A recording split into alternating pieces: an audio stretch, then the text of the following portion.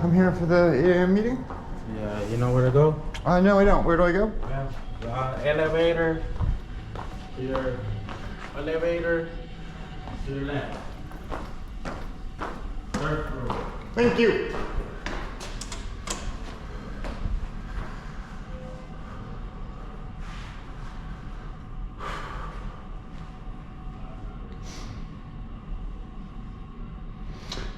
Are you Joel or fuck? Are you searching my name online? No, I asked for it through a public records request. No, don't. I'm security guard. Yeah, Joel. Or I'm sorry, I forget the name of the other one. The WRTA gave it to me because I asked for it with all the other records they made me ask for. Why are you searching for my name? Because, well, one, because you wouldn't tell me it, but two, it's a public record. I don't have to take my name. No, you don't, but they do.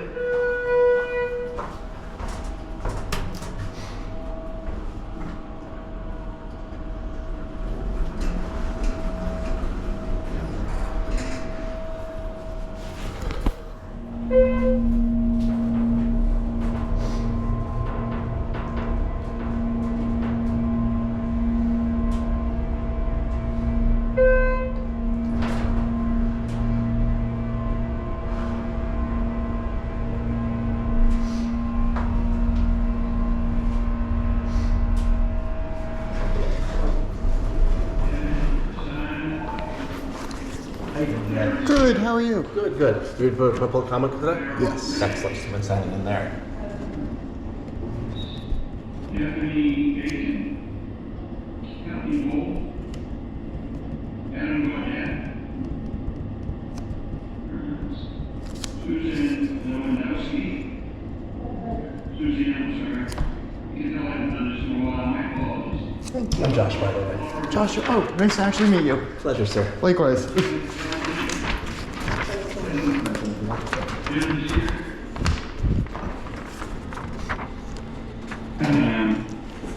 I don't believe Jennifer's on now. Okay, I would have said hello, old friend. Heather Moore, Monroe. Austin, good luck. I won't mess that up. Austin, where are you, Austin? Say your last name for me so I don't hammer it. Saganowitz. Saganowitz, okay, thank you.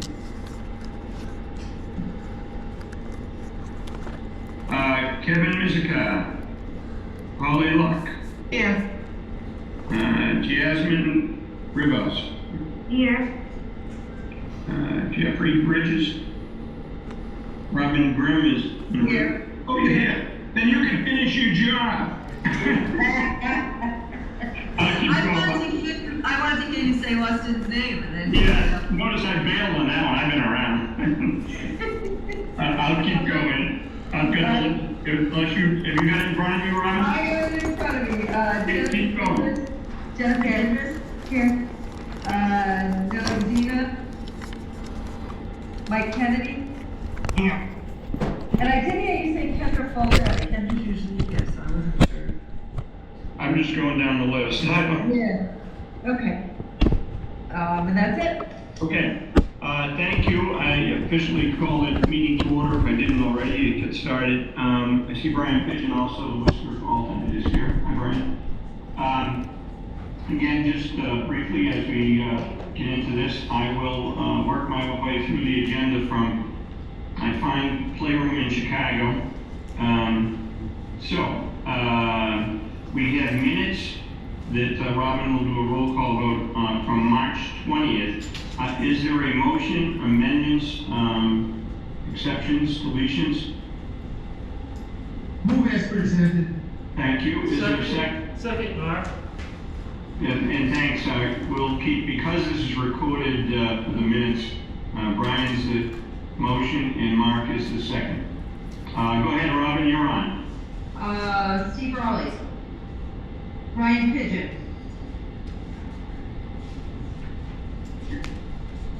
Doug Belanger. Yes. Heather Lynn Haley. Yes. Brian Bullock. That is Heather. Brian Bullock. Yes, I'm here. Bob Spain. Mark Bernal. Yes. Adam Maynard. Robert Blair. Yes. Andrew Goles, Michael Ward, Yes. Shannon Smith, Kendra Foldetta, Kelly Gold, yes. Adam Gaudette, Suzanne Lewandowski, here. Laura Wilson, Heather Monroe, Austin Saginowitz, Yes. Holly Luck, Yes. Jasmine Rivas, Here. Robin Grimm is a yes. Jennifer Gendress, Yes. Nellie Medina, Mike Kennedy, Yes. and I believe Carol is on there. Carol, ready? No. Okay, that one. Okay, we're good. Thank you, Robin. Next, did we have, in Elizabeth or Josh guide me, did you have people sign in or checking in for a public comment period? Yeah, yes, we have them. All right, why don't you call them out or up to the podium if they're in person? Absolutely. Do you mind? Where should I Do send? you mind coming up to the podium, sir? Thank you. And I'll just remind everyone, our public comment period is physically a sign-in or by Zoom, it's a check-in. And just give us the topic, and we allow you 3 minutes. Try to be reasonable with that, but we will keep it to the point of whatever the topic is. For our members, we will not get into a dialogue with anyone, but we can direct Josh to follow up or investigate whatever is being discussed. With that, please introduce yourself, sir. My name is Adam Filker, and I am here today as a private citizen and as a representative of Tasks for Transit, which is an organization that's been around for a few years. We used to hand out bus passes when that was necessary. Now, what I'm here to talk about is my involvement with the WRTA began when I came here without a car, and I quickly learned about all of the little ins and outs which you have to know about, which is truly Byzantine sometimes, about how to get from point A to point B. And at that point, I became introduced to the medical side of the equation, which is transportation as a barrier. Now, in many ways, what's happened with public transportation, through no fault of anybody on this board, is that transportation without a car has become a huge barrier in our city.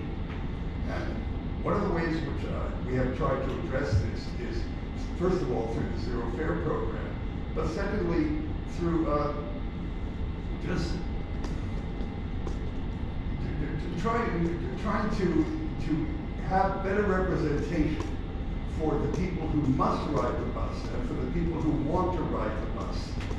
The community representatives on this board have been in and out. They're only allowed to serve for a year at the moment, and I'm not even sure that that's necessary for us to only have them serve for a year. I'm investigating that with the state. And there's a bill which is making its way as part of an attachment to the budget through the House and the Senate on Beacon Hill, which would change the way that community representatives serve here. It would allow for better representation, more constant representation, and would also take in account the fact that in the charter it says that these representatives shall be serving on the board. And at many times, we have not had a representative from the disabled or from the riders community serving on this board.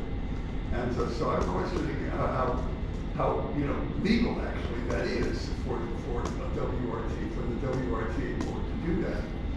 And so that's what I'm going to be working on for the next 6 months or so. I would like to commend everybody here on having a physical meeting again. It's great to be back in this space. It's great to see you all in person, those of you who are. And at the same time, I'd like to acknowledge the fact that having this all on a Zoom has increased the number of municipal representatives who are able to attend. And so I think a hybrid meeting is absolutely the best way to go, and thank you. Thank you very much, Adam. Well said, including with that legislation. I can't tell you what we're doing here at this meeting, but we have, your administration here and myself have engaged also in that legislation, talking to our State House delegation. I'm not sure of the exact position it's in, but they're very aware and they're aware of the concerns. Well said. Is there anyone else signed up, Josh? Yes, Doug. Thank you. Please introduce yourself. Yes, hi, I'm David Webb. I'm a citizen in Worcester and currently a disorganized activist. Don't worry, I will keep it to 3 minutes. You can definitely give Joshua a rebuttal if necessary. So I need to start with, for the record, I attempted to attend the open part of last meeting, which I understand might have been extremely limited, but is still by the open meeting law something I should have been allowed to. Unfortunately, I was denied access by the security guards, the management representative downstairs, and then Josh himself.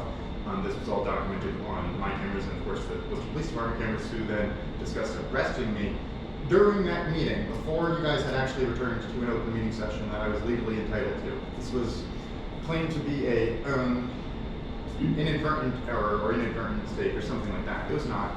It is the result of systematic procedures and policies that result in this meeting being very, very, very poorly attended, frequently and consistently. Something that the ADA representative downstairs openly acknowledged to the police officer, something that was just referenced by the speaker before me, and something that I think you guys, as people on the board, must be aware of at this point. So, one, needs to be hybrid. Two, thank you for making all the changes that you actually made now that you actually had to consult a Boston law firm, who I hope you already had consulted with, but for some reason had not asked to make sure if you were actually in compliance with. So, thank you for finally starting to follow the law. I should not have had to engage with, I should not have had to be told to, I was going to be escorted out by 2 officers. I should not have been threatened to be physically removed, even if it's just an invocation, by 2 people who are not post-certified, attempting to attend an open meeting. So, it's a little extreme in the wrong direction. I'm going to use my last minute and 15 seconds to talk about how kind of inaccessible and unrealistic the WRTA is.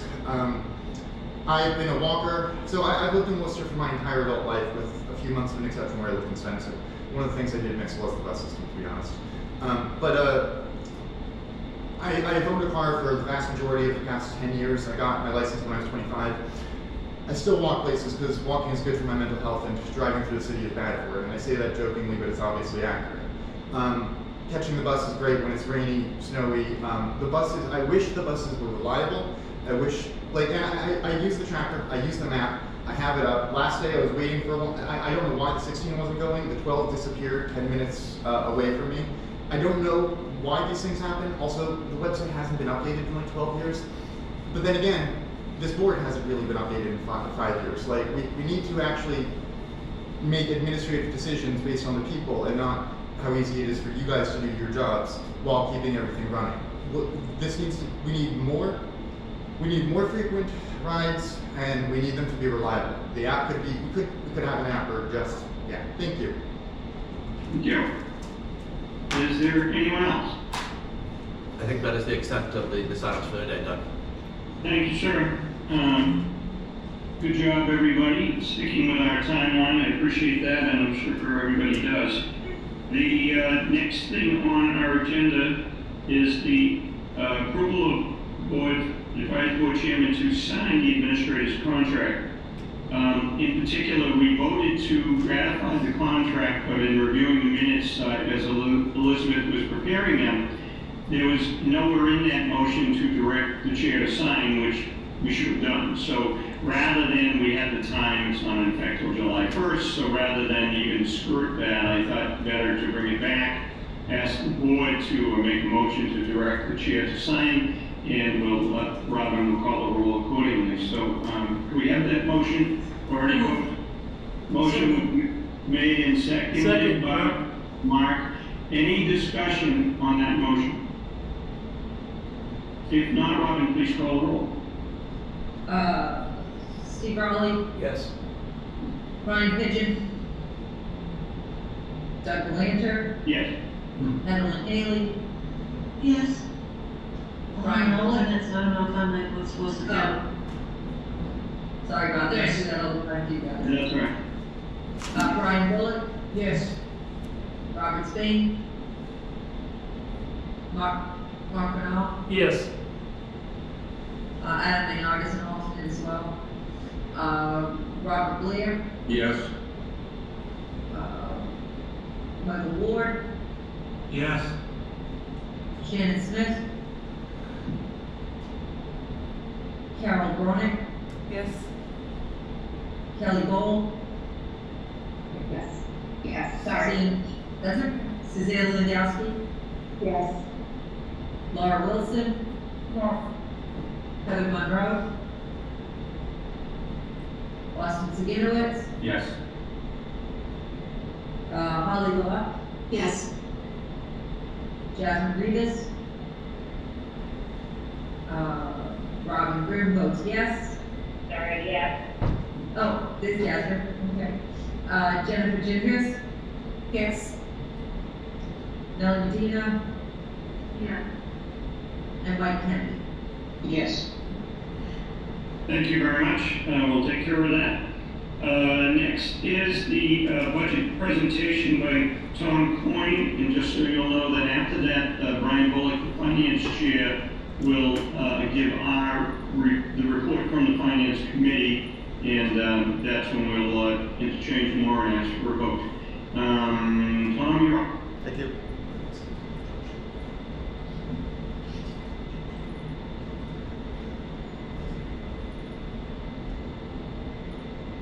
Should be good to go there. Right now? Click on the, Is it on, Tom? Is it what? Is it on?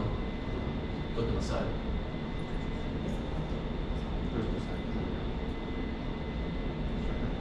Yeah. Okay, sorry about that. So first, what I'd like to do quickly, I only have a couple slides here, but during the Audit and Finance Committee meeting that we had on April 7th, there was some discussion about the need for the RAN and how we go about doing our annual RAN. So I just wanted to give a brief update on what a RAN is. We go up for a RAN every year. And the purpose of the RAN is, RAN is a short-term note, usually for government agencies that are usually short-term. In our case, it's usually 1 year. It's always 1 year for us. The reason why we go for a note is because a lot of our funding does not come in the beginning of the year or the beginning of a quarter. It's broken out through various periods throughout the year.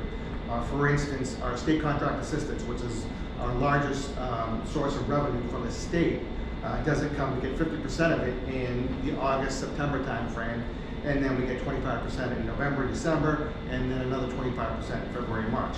Meanwhile, we're spending roughly $3 million a month. So we need to have a bridge, it's kind of a bridge loan, I guess you would say, in order to fund operations for at least the first 6 months of the year. And then as we start to get our state contract assistance in, the need isn't as much. We also get federal operating assistance, and operating assistance is a reimbursement of expenses that have been incurred. So we don't get that money up front, and usually we have to justify the expenses. And for us, we look at our financial statements in order to justify the expenses, and we look at financial statements roughly a month after year end, and then we do what's called an ECHO request to draw down federal funds. So there's 6 weeks or 8 weeks later. So even the federal funds are 6 to 8 weeks after the expenses have been incurred. And then another piece is the local assessments, and we assess every town. We send, at the end of the year, we send the assessments to the Department of Revenue in the Commonwealth of Massachusetts. But we don't begin receiving our assessments from the state until roughly 18 months after the year end. So those are very far in reach. So those are the kind of the reasons why we need to do the RAN. We don't have any free cash, and we don't have any cash that we can, of our own, that we can borrow against. Everything that we have is either coming from the state late in the year or not right on time, local assessments which are really late, and then federal operating assistance, which is always a reimbursement and always later than, much later than the expenses have been incurred. So I just want to give a brief update on the RAN for the reason why we do it. The second slide here is the status of our pandemic era funding. And this is, I I believe you saw this slide during the original advisory board meeting in March when I presented the consolidated budget. I have changed this a little bit since then based on some input from the Audit and Finance Committee. You'll see for the CARES Act, originally I had put nothing in there for 2026, but for 2026 now, we're putting $8,050,1,610, and when I get to the budget, I'll explain why that's happening. And then nothing has changed for the American Rescue Plan. So what I'm projecting is after the end of fiscal year 26, we'll still have about $12.3 million of CARES Act, and we'll still have $1.9 million in American Rescue Plan. These are both pandemic era funding, monies that the WRTA received. And then finally, I just want to go to the actual budget. Is there a way we can increase that side? This mode, if I can, Tom. Okay. Well, hopefully you can all see Yeah, that. people on. For people inside, they're on the RTV screen right next to you. It might be a little easier to read. Right. The application. Well, hopefully you can all see that, folks on Zoom. Just a quick summary of the budget. The expenses that I proposed during the March advisory board meeting, we went over each individual budget with the Audit and Finance Committee, the budget for Central Mass Transit Management, Paratransit Brokerage Transit Management Services, SCM Elderbus, the Councils on Aging, and the WRTA administration. So we went over each individual budget. And again, I can go back to our March meeting, give you the highlights of the cost drivers. Again, the pension costs, medical insurance, as of today, are still projected to increase 34%. We're still negotiating with various insurance companies, so hopefully that will come down. Liability insurances for auto, general liability, umbrella are up at least 10%. Workers' comp has increased quite a bit. We also have two procurements out on the street right now, one for the microtransit in the Westboro, Northboro, and South Shrewsbury service areas. We don't have final costs on those, but we do expect a substantial increase in those. The yellow cab contract that we have with the contract that we have for overflow ADA, it's currently with yellow cab, but that's also out for bid. And those costs are expected to increase also, so it made some allowances for that as well. In administration, some large increases, mainly for some grant-funded positions and tasks. We have a contractor for planning services, Nelson Nygaard. So we have in the budget about $500,000 for them, but $400,000 of that will be coming back through a federal grant. We also have we received a grant from the Commonwealth of Massachusetts for a second travel trainer, and that is grant funded. 80% of that is grant funded, so that's in the budget as well. We also have this year, as you all know, or as you will know when Josh gets his presentation, we are going to be implementing a new IT system for the remainder of this year and early into calendar 2026. But we didn't have the capacity here to do the implementation. So we have a contract with Bradley Systems out of Clinton, Mass. As our IT consultant. And they are going to help us with the implementation. We've added on to the contract what we're calling a virtual CTO, Chief Technology Officer. So the president of that organization is going to help us, along with another consultant that we've worked with on past IT projects, to help us implement that project. But that is in this budget, in the administration budget as well. So overall, there were no changes requested by the Audit and Finance Committee to the expense line items. We're at $38.7 million for FY26. But they did make some changes on the revenues. So if you might remember in the original budget, the draft budget that I proposed back in March, we had passenger fares of $5.5 million.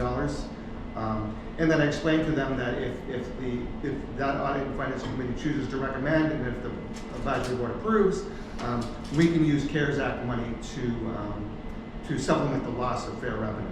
So they had requested that we do that for this budget. So you'll see for this budget, we are not showing any passenger revenue.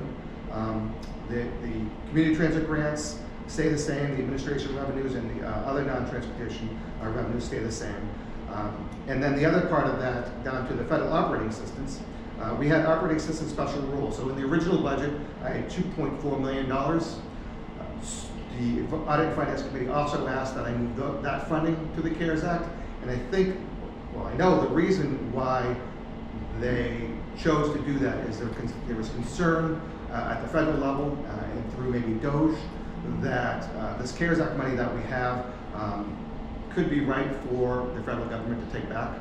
So our concern was that could be happening. So we wanted to kind of start spending this money down. So in this budget, you'll see that I took the $5.5 million of passenger revenue, the operating assistance of 2.4, and put that into the CARES Act of a little over $8 million. And the only other change that I made to this, I made a slight calculation error on the preventive maintenance for security. Originally, I had that at $443,000 of revenue. The number is really $355,000, which is shown there, and the balance was like $83,000 difference. That's also in the CARES Act line item. So overall, those were the only changes. And again, I want to remind everyone, in this budget, does not make any allowance for the labor agreement that is expiring on August 31st. There'll be a new labor agreement beginning on September 1st. Those negotiations either are beginning soon or haven't begun or will be beginning soon. But again, no allowance for the results of those negotiations are in this budget. So it's likely that we'll be coming back to this board later in the fall with a revised budget.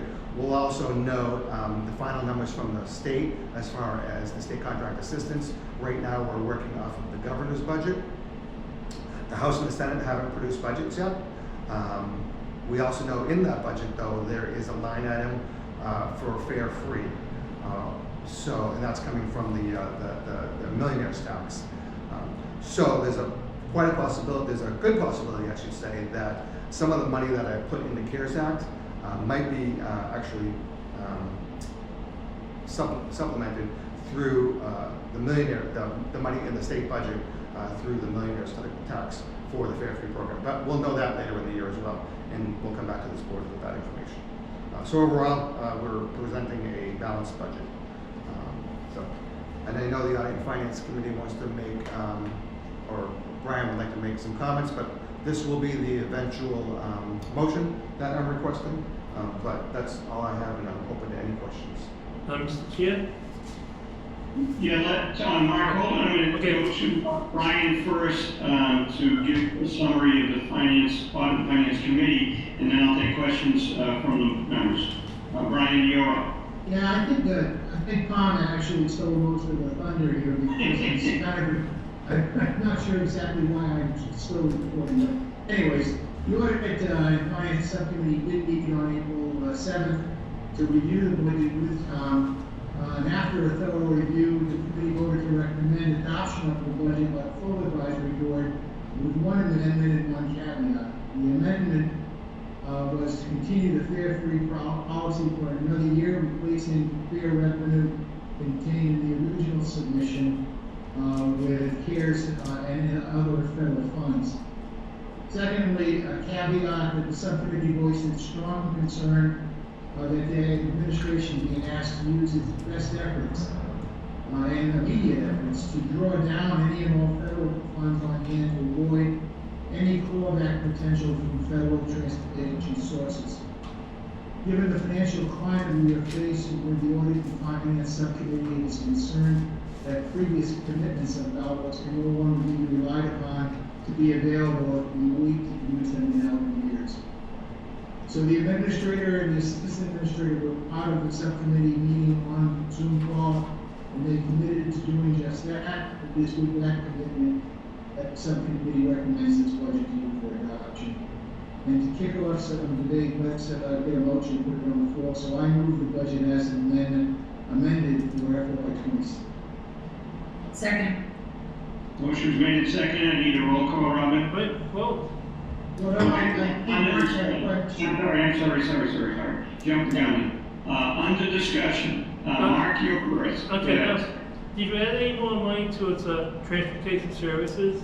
And when is the diesel fuel? Is that contract up now, or is that coming soon? No, we have a new contract for diesel fuel that will carry us through the end of fiscal year 2026. It was about 22 cents less per gallon than the current contract or the current contract that had expired. So that's all set. As far as purchase transportation, or as far as the group downstairs, PBSTM, we did increase their budget, and most of the increase was in the ADA overflow line item. Like I said, that's out for procurement, or that will be out for procurement within the next couple of days. So we don't have the results of that, what the costs are going to be, but we have made some allowances for that. How much per gallon with diesel? Do you ever think of doing like the consortium of all the RTAs in the area? We have not. We have a pretty good relationship with our provider. We do it a little differently than some of the other RTAs do. We buy it based on the market, and when the timing is right. I kind of have a pretty good grasp on when to buy fuel, so no, we have not worked with the consortium on that. What was your other question, Mark? How much per gallon? I'm going to say it's $2.43 a gallon because I think it was $2.67 a gallon last year. So 22 cents. And where are you advertising for the yellow cabs? You think you get a lot of people or different companies? Well, we hope we get a lot of companies, but we will put that on our website, and we will send it directly to vendors that we know may have an interest in. Okay, thank you. Great. Next on Nellie, Sam, go ahead, Nellie. Yeah, good morning, everyone. So I just got a text from a writer from WRTA, and they don't understand, they want you to say again, whether fare free is free and for how long it will stay.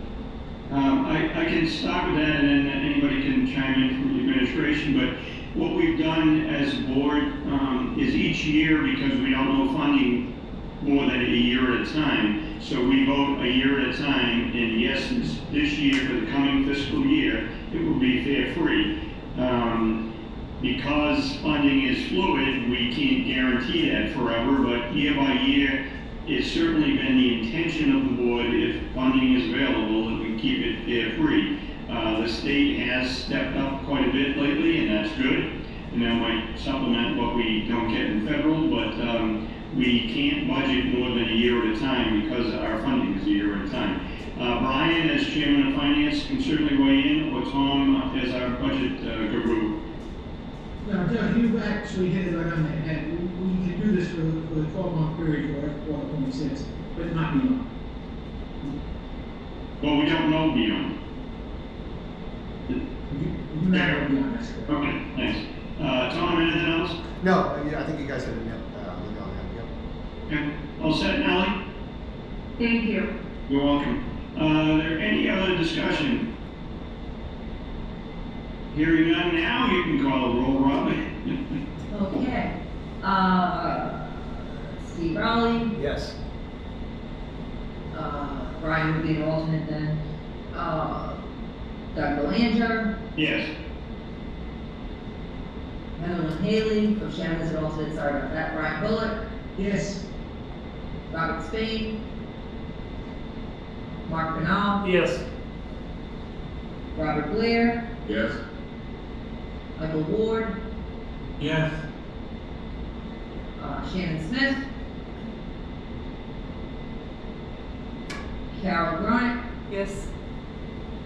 Kelly Gold, Yes. Suzanne Lewandowski, Yes. Laura Wilson, Yes. Heather Monroe, Austin Saginowitz, Yes. Kevin Mizikar, Holly Lott, Yes. Jasmine Rivas, Yes. Robin Grimm votes yes, Jennifer Gendris, Yes. Nellie Medina, Yes. Mike Kennedy. yes. Thank you. I believe next we have the fixed route service changes communication. Is that Jamie? That's me. All right, Jamie, you're up.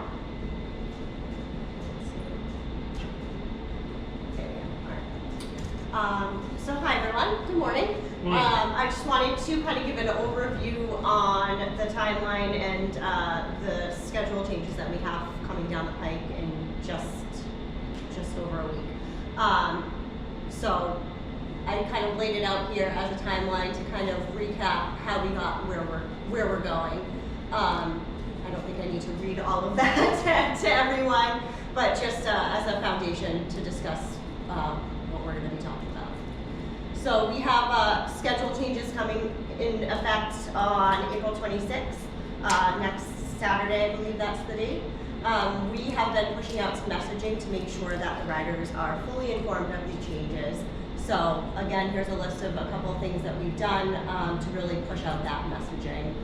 We have updated our website to have an alert, a landing page that has all the new schedules. The current schedule pages, if you were to go to the individual groups, still have the current schedule. The new schedule is on their own page. On, I would say, probably Friday night, next Friday night, I will probably be switching over all of those schedules so that they're on their existing or their pages that they need to be on. We also have some door hangers. Don't worry, I have photos in the next slide for us to look at so you can understand why we're hanging door hangers on the buses.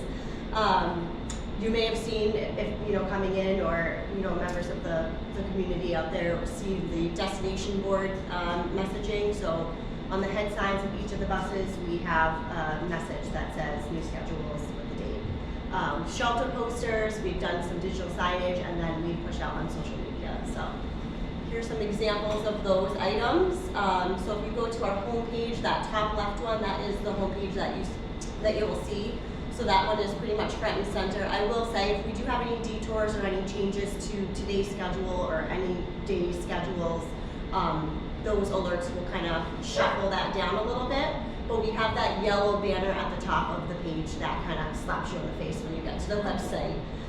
If you were to click on that banner, you would then see that little one in the bottom left-hand corner that details the changes, and then a hyperlink that then brings you to the item on the right. So that is the landing page with all of the effective schedules. A little bit of an overview of why we are doing this, why we're making the changes, and then links to the presentations that we had during the kind of public outreach component we had in January. So these are the door hangers. There are several on every bus. We actually have two different styles. So one that showcases the general all routes messaging, and then the other is just for the Friday service. So as you may know, we are returning to Friday service on a few routes with this schedule bid. So that would be routes 8, 25, 11, and 24. The QR code on these brings you to that landing page with all the new schedules. As does that little hyperlink as well. So as I mentioned, we have the destination boards. These were kind of hard to get photos of with how the screen kind of captures it. So I apologize that they're not the clearest photos, but this is on every single exterior of the buses. And the shelter posters, we have it in both English and Spanish, again with that QR code, which we are tracking just to see what kind of traffic we've been getting. We also, as I mentioned, have some digital signage. So downstairs in the lobby, we have our digital signage, both kind of broken out, just to draw more attention that we are returning to Fridays on some specific routes, because that is something we do want to inform the public of, and both English and Spanish. So those cycle through with some of our other messaging downstairs. The image on the right, we actually reached out to the senior center and sent them a version as well, so they have been gracious enough to post on their monitors. The list on the left there are individuals that I've reached out to about seeing if they have opportunities for us to post. So if anyone knows of any digital signage, whether it's in your own municipal buildings or anything like that, we're happy to shoot off any graphics that could be helpful. So, and everyone on the board I think knows how to reach me, so certainly feel free to reach out. Our social media campaign, so we've been posting on both X and Facebook, and I plan to kind of cycle this through a couple more times. We do have some other competing messaging. We did just post about Patriots Day, because Patriots Day will be Saturday service, and then I already wrote a little note to do a post about fare free, so there's going to be a lot of activity on our social media page. But I'll make sure to kind of reshare this and cycle it through, put it on the stories. The story seems to actually help kind of push the messaging as well. And this is what we have kind of for a performance snapshot of how this material is performing in a manner that we can actually see. So these are the analytics for As of last night at 9 p.m., I couldn't help myself but update the presentation because I was very curious. Those numbers keep climbing. I can tell you right now, we're probably on, at least on Facebook with just the last couple days, how it's been trending. We'll probably add another, I would say, if I had to guess, 500 views on there. So, you know, we've had pretty good reach. The image on the right is the Facebook analytics. So it does show that we have a lot of non-followers that have been looking at this. That we've had some partners, the city has shared the post as well as our partners at CMRPC. So I know, and there's been, you know, 17 or 18 other individuals that have been sharing. So it's definitely, we're definitely getting the word out. And then, like I said, we are tracking the QR code scan. So we do have some data collection on that as well. So pretty big push to get the messaging out there. That's it. Mr. Chair? Go ahead, Mark. Do you think, maybe I'll send a message to the audio journalist so we can, you know, put it on saying that this change is coming? Yeah, absolutely. I believe I have their contacts. Okay. And when would you be putting the new schedules on the buses and down the hub? So we actually, that's a great question, and I should have mentioned, we don't want there to be confusion too soon, that, you know, we don't want the schedules going out too early and people are going to be like, oh, this is, you know, it's not going to be correct. To answer your question directly, we're planning on putting them out, you know, Friday night, Saturday morning, when the changes are actually in effect. The schedules themselves physically will be a different color. So they will be blue. Our existing schedules, physical schedules, are red right now. So that would be an easy way to tell. They will also have the effective date, so you'll know if you're looking at the right version. But the schedules themselves will look different, which I think will help with a lot of confusion. We don't want to get them out there too early because we don't want people to think that they're already in effect. And you're not eliminating any routes, right? No. Okay. Nope. Nope, there's just been, from my understanding, there's really just been some time adjustments to help kind of make us a little bit more reliable and get to where we need to go on time. Okay, thank you. You're welcome. Anybody else for Jamie? Doug, if I could just share something. You're going in, go. All right, thank you so much. I just want to thank the board for their support in this initiative, support the public for their attendance to the meeting, and support the staff, the contractors, everyone. You know, this is the first step in a larger process. You know, as we've shared, you know, we want to be reliable. That's our number one goal. And as we shared, you know, through board meetings, as we saw through public comment, as we saw through our own internal metrics, you know, we had to improve. And this is really that first step towards improving our baseline, allowing us to grow effectively and properly. Just want to thank everyone for everything. And then also the work this time around at destination signs. It's a new thing we're doing here. But we have so many people that see our bus, either they're motorists or they're passengers, using that head sign in a really effective way for people to be aware of what's going on. And then the door hangers as well is a new way that we're reaching out to the public. So I just want to thank the staff and thank the board for their support in this, and super excited to see the new rollout go out there. Yeah, Nellie, I see your hand, go ahead. Yeah, I just wanted to comment on the amount of outreach for this. I feel like you set a new precedent this time around. I love the hangers that were located on all the buses in 2 different languages. So I just wanted to say thank you for that. It's really obvious that there's a schedule change, and it's really obvious how riders can locate the information they need to move forward. So great job, and I hope that we can expand this to other initiatives at WRTA. I just wanted to give you props for that. Thank you. Thank you. And now Josh, the ball is in your court, Josh.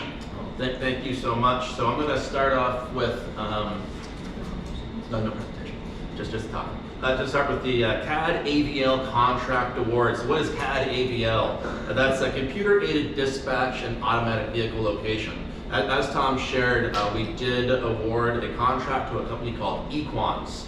And I again, super excited about that initiative. The plan is basically to roll out this new technology to be installed on all our fixed route buses and paratransit vehicles. And this new technology is going to allow for greater customer-facing tools. Some of those tools include that real-time trip planning that we talk about right now. We have a proprietary app on our website. The new technology will allow us to use Google Maps and use Transit app to provide real-time information to customers, which is just a giant step forward for us. We're also looking at part of this project to install infotainment on board our buses. Infotainment is actually television screens installed on the buses themselves. And these TV screens will help us further promote initiatives such as service changes and or detours or those things, all of those things alike. So another way in which we can outreach to the community. There's also a lot of enhancements for operations. This tool is going to increase our efficiencies and really create one source of truth for our data. One of those projects that has almost a data warehouse initiative. So all the data coming in, millions of data points throughout the year is going to be collected, and then kind of each position will have a unique interface they can log into. So as the administrator, I might be interested in, what's our on-route performance today? What are our missed trips? What are our detour levels?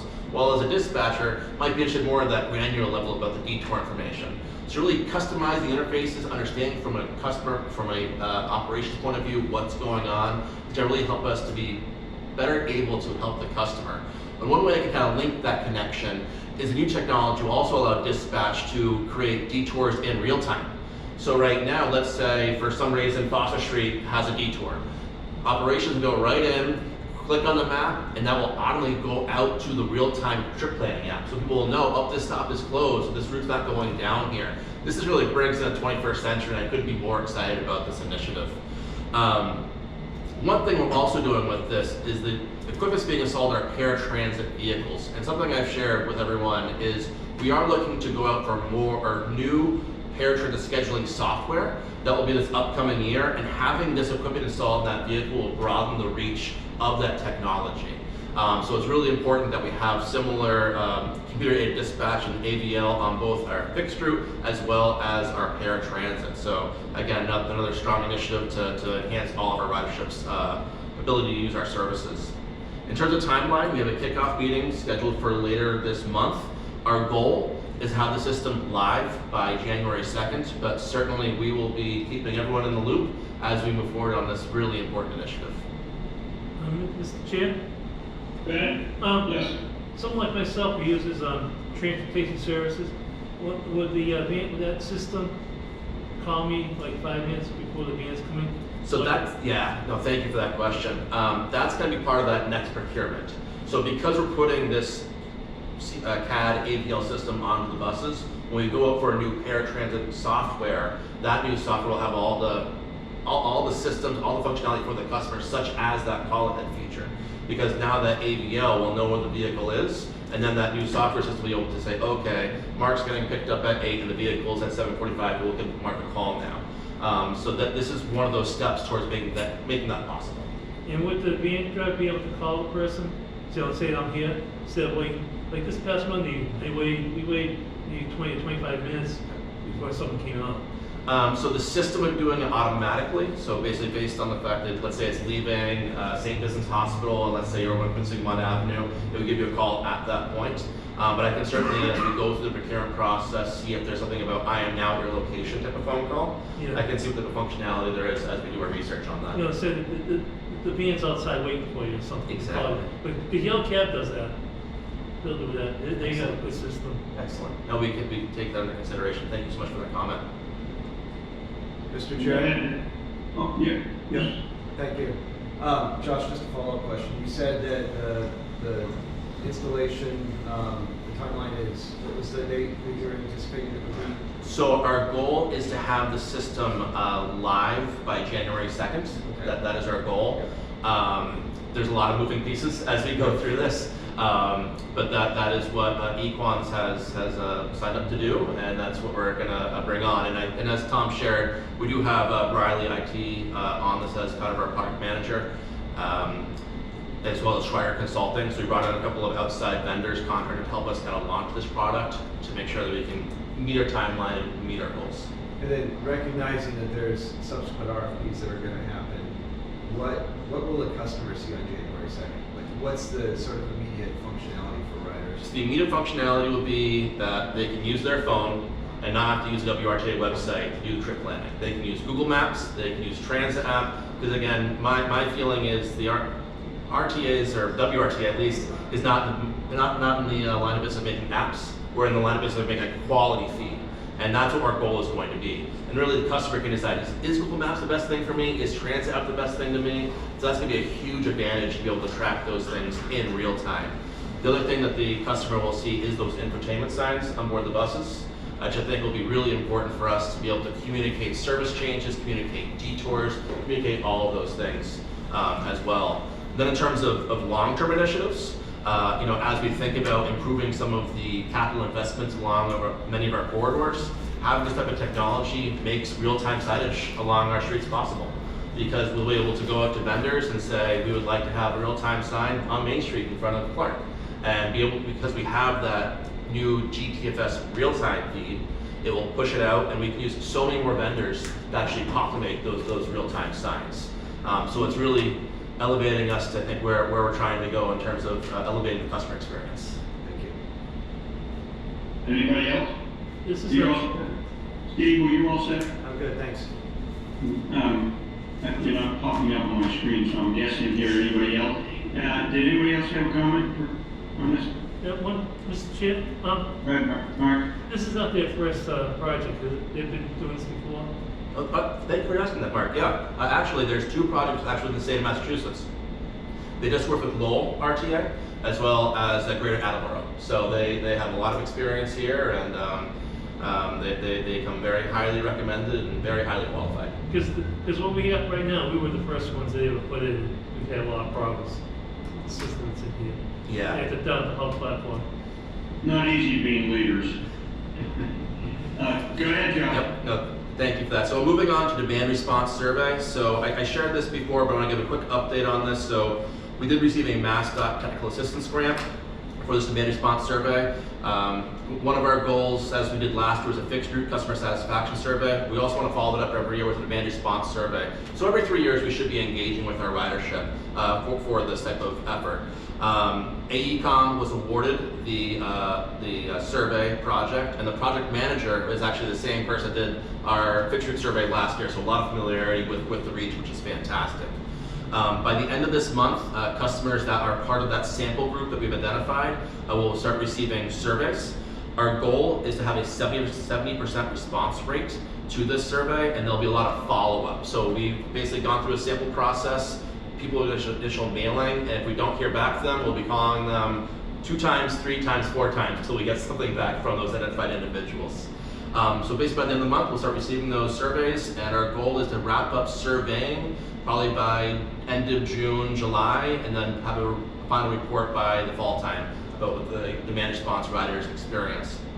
One thing I failed to mention is that this is not just an ADA survey. We're doing this for our ADA customers, our customers at the COAs, our customers at the SM and Elderbus. So it's going to be region-wide, and the way we're analyzing that data is actually by those groups. So ADA customers will have a sample size, our COA, mobility management model, will have a sample size. So we'll have individual metrics based off of our contract and based off the service standards of those groups. Ellie has a question. Yeah, so when is it expiring? When do you stop distributing the ADA form? Because I spoke with a number of people in the community. One of the persons I had a conversation with is Nancy, who's a former WRTA rider representative in Worcester. And the consensus among the people that I spoke with who have a disability is that the survey is only available to people, those who have utilized the service before, and if you know where to find it online. Is there any way to get the information out there for folks who maybe not use the service yet, but also would benefit from giving their input to the survey? Sure, no, I'll answer that in 2 ways. So the first is that this is actually a sample of our ridership. So this is not we're not surveying every single passenger. This is an effort to basically create a random generated sample. This is an industry standard way of doing this, where we identify, let's say, a group of 400 people of ADA, 400 people out of our mobility management model, and they'll be the ones that we actually engage with. Individuals that want to issue the survey, provide a survey, we can also collect that back, but they'll look part of our sample size calculation. So the survey will be mailed out to individuals. They can request translation via the cover letter or they request a callback to complete the survey. So we're working with AECom to get that survey done. In terms of the actual group we're trying to reach, we want to talk to actual riders. Just like our customer satisfaction survey for the fixed route survey last year, we are interested in hearing from people that use our services today. We are interested in hearing from our non-riders, but that is a different kind of survey effort. That's typically a non-rider survey to understand what limitations or barriers they might face to access the survey. But for us to make context-sensitive solutions, it's important that we hear from people that take our services today to reflect upon the services today, and then to separate that demographic out that's not taking it today in a different manner. There could be an opportunity, given that we do these every 3 years, that we think about a non-rider survey in fiscal year 26. We'll have to kind of identify some funding and some assistance to make that happen, but certainly something that we can take under consideration. Mr. Chair? Go ahead, Mark. How do they actually pick the people are going to be doing the survey? And will this also be accessible for someone who's blind, vision impaired on the computer?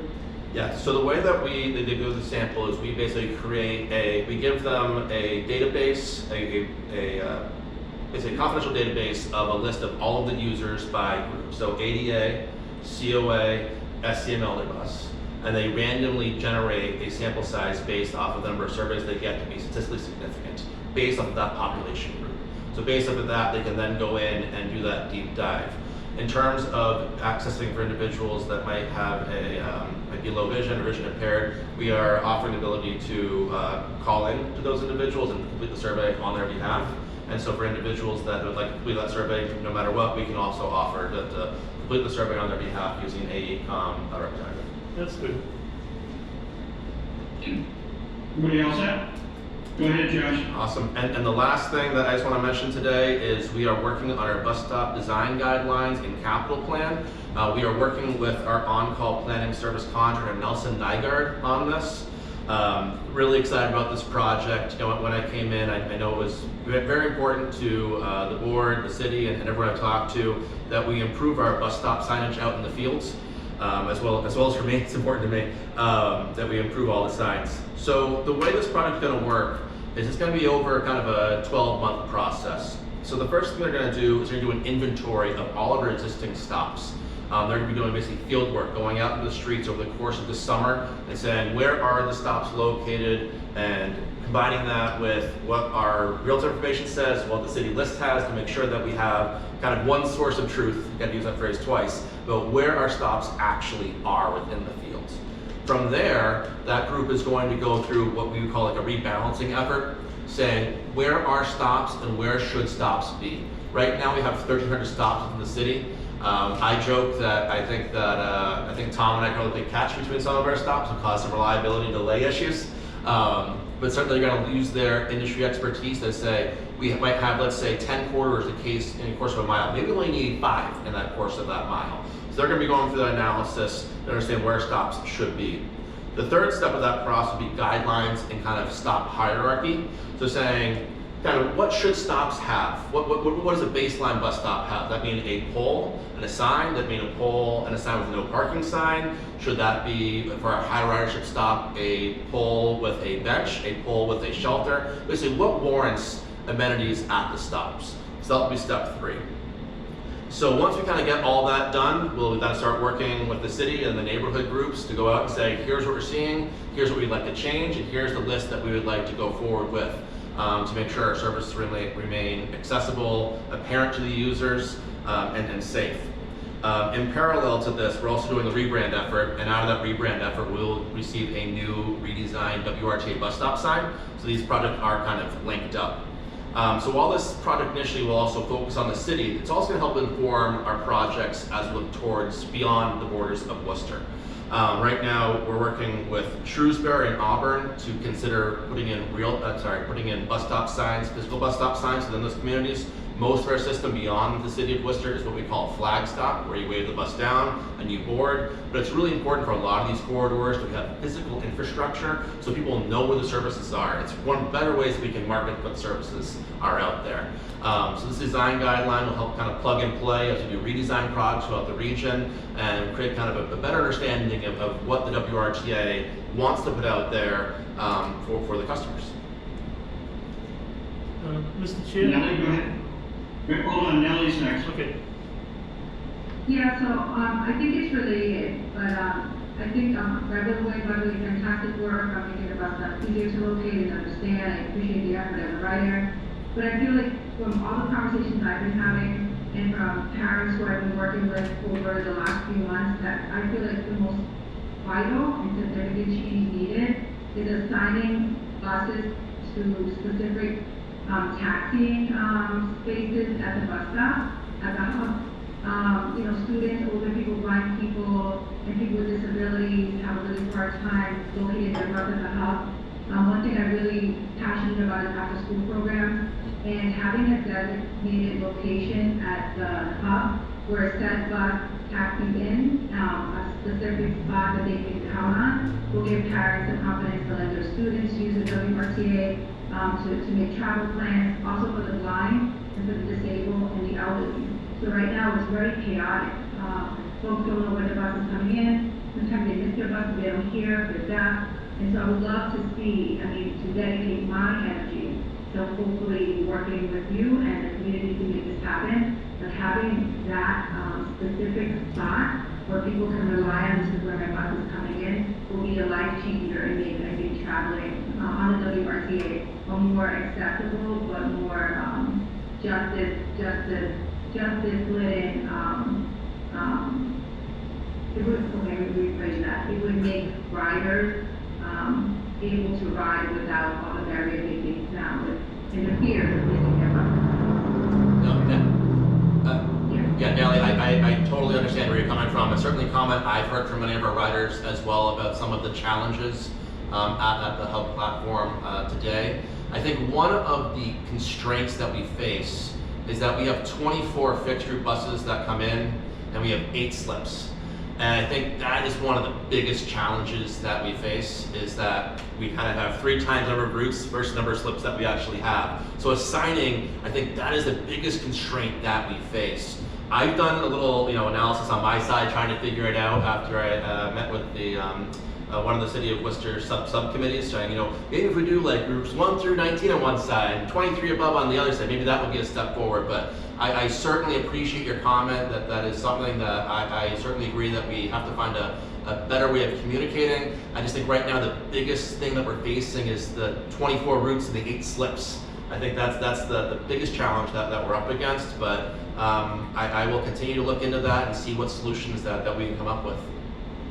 That would be great. Mobility is a social justice issue, and I think that folks should be able to locate their bus, get on the bus, and have confidence that that will not be a barrier, that one particular stop. So I would love to explore this more, but it's something that really needs to happen. If this could happen, I think it'll improve the quality of life for many people that want to be mobile, but right now cannot be or are afraid to even explore the possibility because of how the bus is taxiing. So thank you for all the work you're doing, and I just wanted to put this out there and just honor the conversations I've had for those who are watching who I've spoken with. Thank you.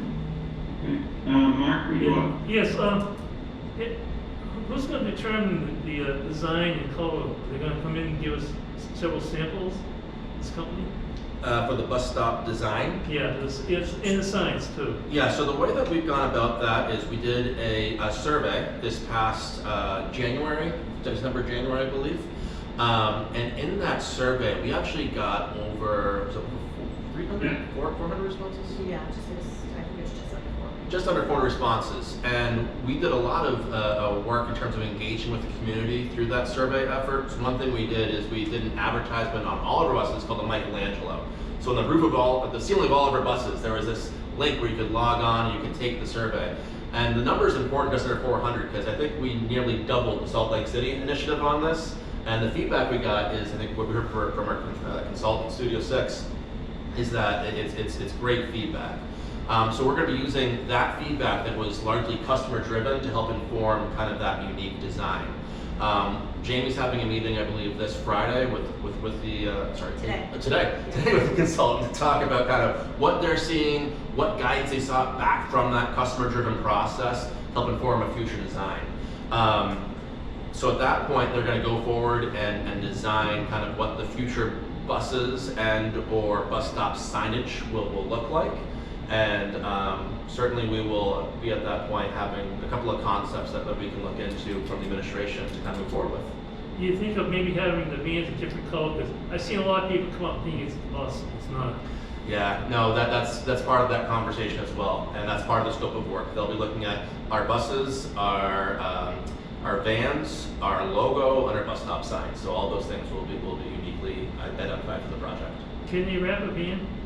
We actually, right now, the blue is wrap on the van, so it's not paint. So we could wrap it. Right now, the new vans we just got in have remained white because we think we could be doing the rebrand. We don't want to waste money on a wrap when we know we're going to be maybe rewrapping them or making a different color. But I do see a lot of authorities to separate the colors of their buses and the vans. I was thinking advertising on the vans. Oh, yes, yep.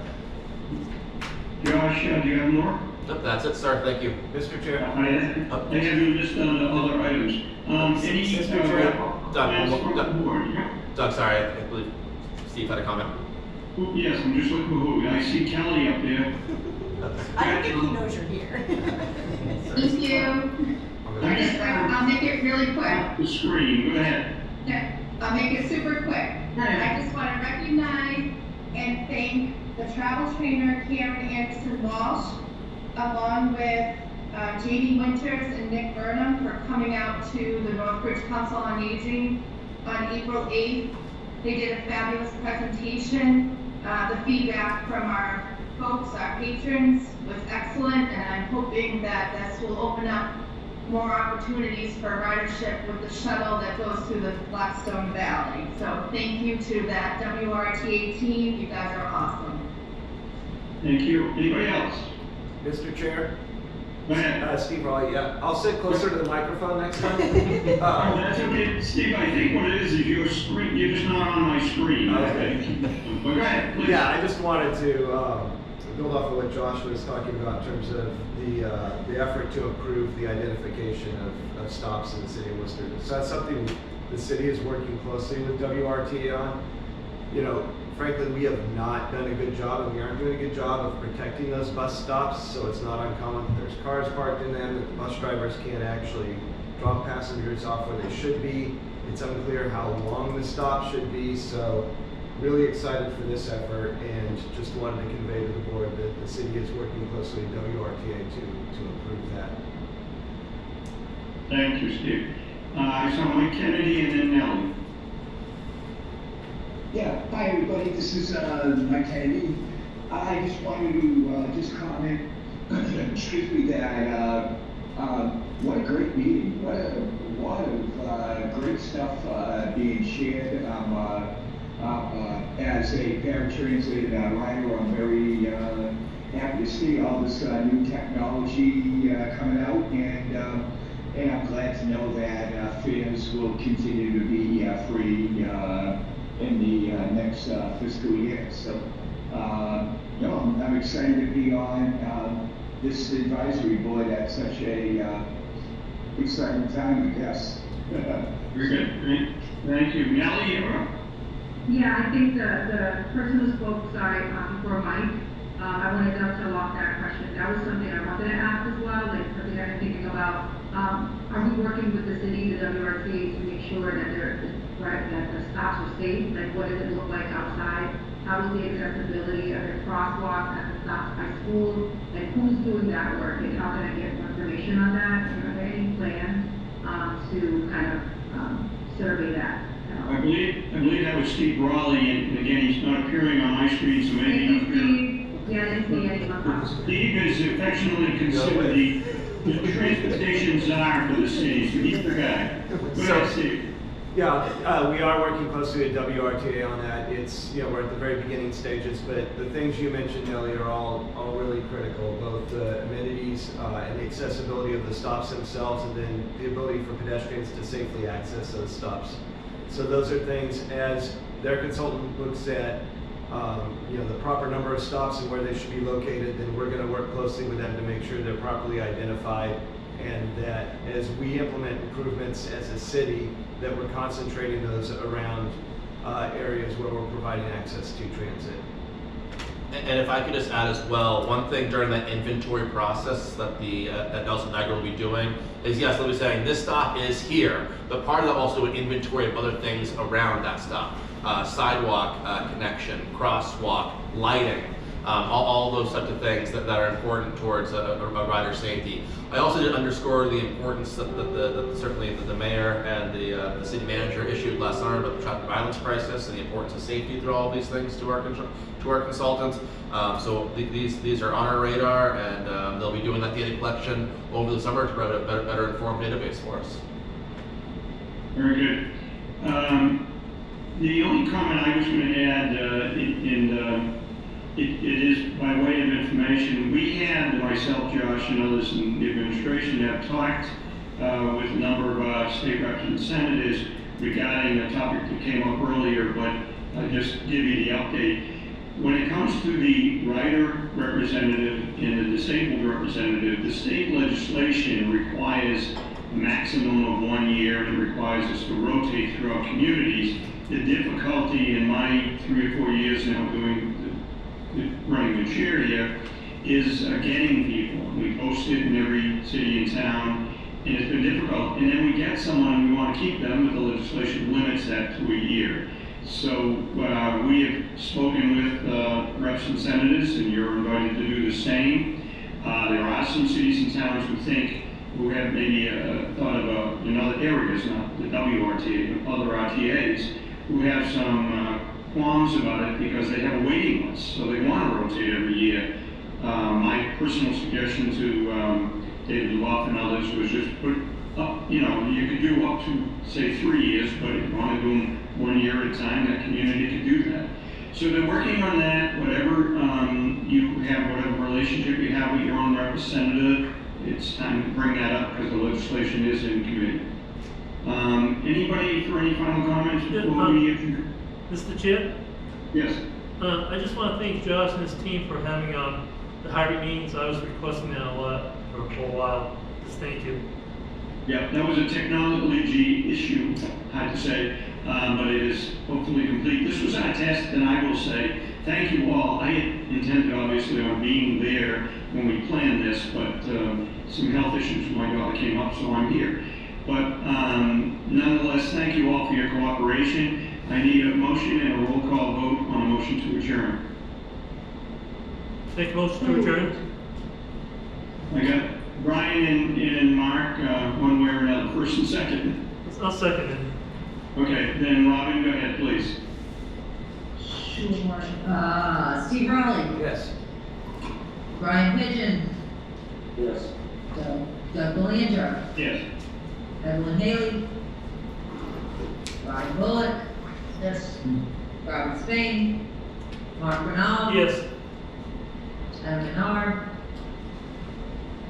Robert Blair. Yes. Adam's a yes. And Robert's a yes. Michael Woolboard. Yes. Shannon Smith. Carol Gronin. Yes.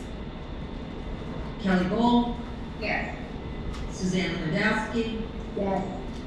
Laura Wilson. Yes. Heather Monroe. Austin Saginowitz. Yes. Holly Lott. Yes. Jasmine Reedus. Robin Grimm votes yes. Jennifer Gendris. Yes. Nellie Medina. Yeah. Mike Kennedy. Yes. Very good, we are adjourned. Thank you all so very much. Thanks to our staff on the technical side, thank you all. Thanks, everyone.